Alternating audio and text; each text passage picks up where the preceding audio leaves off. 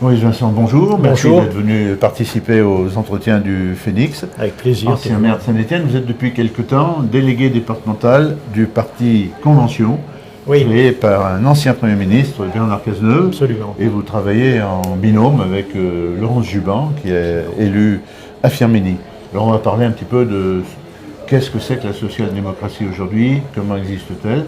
On peut citer Place Publique aussi, qui est un petit peu sur le même créneau, et qui avait fait un score non négligeable aux élections européennes. On voit qu'aujourd'hui, le PS, dont vous avez longtemps été adhérent, est très hésitant entre se maintenir au nouveau Front Populaire, au NFP, ou recouvrer une certaine indépendance. On l'a vu sur le plan budgétaire, mais c'est assez complexe. Le Congrès ne se réunira sans doute qu'en mai, on ne sait rien. Le dirigeant actuel de l'UEFOR est quand même minoritaire dans son propre parti, avec deux courants qui, additionnés, il y a Hélène Geoffroy-Autre, feraient 52%. Puis il y a aussi ce qu'on a évoqué.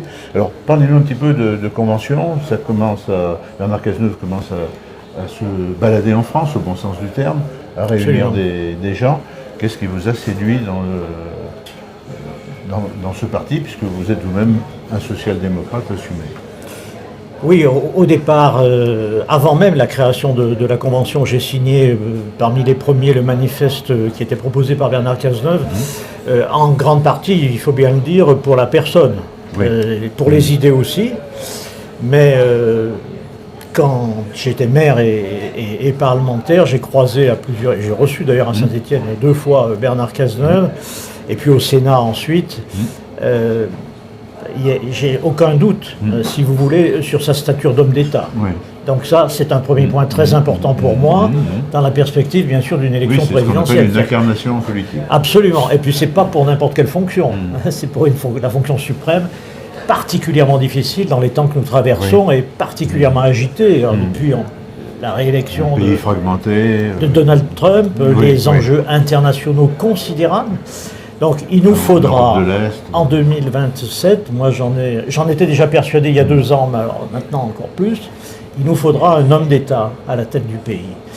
Les hommes d'État à gauche, quand on regarde, il y a beaucoup de postulants, toujours, oui.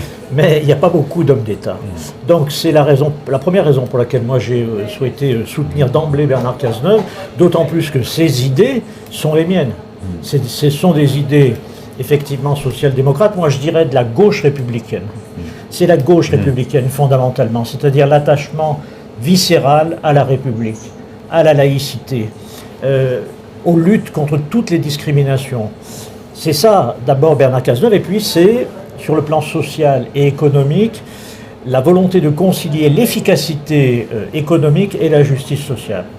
Il disait hier à Grenoble, il rappelait hier à Grenoble que les gens de gauche, et j'en suis évidemment toujours plus que jamais membre, les gens de gauche insistent beaucoup sur la redistribution, c'est-à-dire sur l'égalité, sur l'impératif de justice sociale et la redistribution. Et en France, nous sommes un des pays qui redistribue le mieux. Il rappelait hier que pour redistribuer, il faut produire. Et je suis de son avis, donc il faut concilier les deux. La social-démocratie, pour moi, la gauche républicaine, c'est une économie de marché qui est encadrée, qui est corrigée de ses défauts principaux. Il y a 2 gros défauts de l'économie de marché, c'est les inégalités sociales et la sous-estimation, voire l'absence de prise en considération des enjeux écologiques. Ces 2 aspects, à mon avis, doivent être corrigés. Et dans le cadre de la République, donc moi je me retrouve totalement dans cette orientation, et c'est la raison pour laquelle je m'engage beaucoup aux côtés de Bernard Cazeneuve. Voilà, on peut parler aussi, quand on parle de la fragmentation, du poids de LFI, de leur comportement, du comportement du groupe à l'Assemblée nationale. Ils n'ont pas toujours une image très favorable, des propos de plus en plus, comme je ne trouve pas le terme, difficile de Jean-Luc Mélenchon. Que ce soit sur le plan international ou sur le plan national, sur la posture, vis-à-vis aussi de ses autres partenaires de gauche, on voit la création d'un climat très tendu. Absolument, vous avez complètement raison, je partage ce point de vue.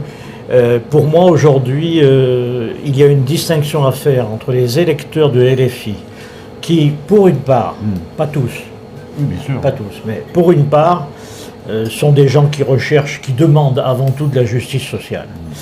Et puis la représentation, et particulièrement le comportement et les outrances quotidiennes quasiment maintenant de Jean-Luc Mélenchon, qui sont complètement condamnables et dans lesquels moi je ne me retrouverai jamais. On ne peut pas faire de la politique même comme la ça. La posture des eurodéputés LFI par rapport aux prisonniers qui est en Algérie, aux romanciers. Absolument. Boualem Sansal, la difficulté et même la critique qu'ils ont conduite. Ils ont voté non, en plus. Absolument. Et si vous voulez, ça, ce sont des positions, et c'est manifestement une dérive de Jean-Luc Mélenchon, une dérive personnelle, accompagnée évidemment de ses députés qui le suivent, on peut le dire, aveuglément. Et moi, je me reconnaîtrais, je n'ai jamais fait de la politique comme ça, en agressant en permanence les uns et les autres, à gauche, à droite. En menaçant. En menaçant, effectivement. Donc non, ça pour moi, c'est pas possible. En revanche, une partie de l'électorat LFI, je crois, vote de bonne foi pour plus de justice sociale, et ça, il faut l'entendre. Alors, j'ai cité tout à l'heure le nom de M. Glucksmann, qui est aussi sur une position social-démocrate, et il a redit aussi récemment sa position par rapport au nouveau Front populaire, pour une éventuelle rupture. Est-ce qu'il ne faudra pas un jour un rapprochement entre M. Cazeneuve et M. Glucksmann, qui sont aussi deux personnalités et deux incarnations, je veux dire, sur un créneau relativement identique, hein, Absolument. Je crois qu'il y a beaucoup de divergences. Là encore, je partage complètement votre point de vue. D'ailleurs, le projet de Bernard Cazeneuve, c'est un projet de rassemblement. Il l'a redit hier encore à Grenoble. Le mouvement que je représente ici dans la Loire, avec Laurence Juban, la Convention, c'est un mouvement. Ce n'est pas un parti au sens strict, c'est-à-dire que nous avons des adhérents à la Convention qui viennent de différents partis, qui sont toujours membres de partis. Certains sont membres du Parti Socialiste, certains sont membres des radicaux de gauche, certains sont membres, moi je suis membre d'aucun pour l'instant, mais je n'exclus pas, s'il y a un rassemblement des sociodémocrates qui se traduit dans un nouveau parti, par exemple, ou dans un parti repensé, je n'exclus pas du tout de réadhérer. Simplement, pour l'instant, il faut chercher ce rassemblement. Et nous verrons bien dans 1 an et demi qui sera le mieux placé pour incarner ce courant social-démocrate. Peut-être sera-ce M. Glucksmann, vous avez raison. Moi, je trouve que Raphaël Glucksmann a beaucoup de qualités, mais n'a pas aujourd'hui tout de même l'expérience suffisante pour, je le dis comme je le pense, hein, c'est quelqu'un dont j'apprécie les prises de position et l'engagement européen très fort, que j'ai soutenu évidemment aux élections européennes. Et si vous voulez, en revanche, dans le monde dans lequel nous sommes, je reviens à ma première proposition, la dimension d'homme d'État sera déterminante pour moi, pour conduire le pays à partir de 2027.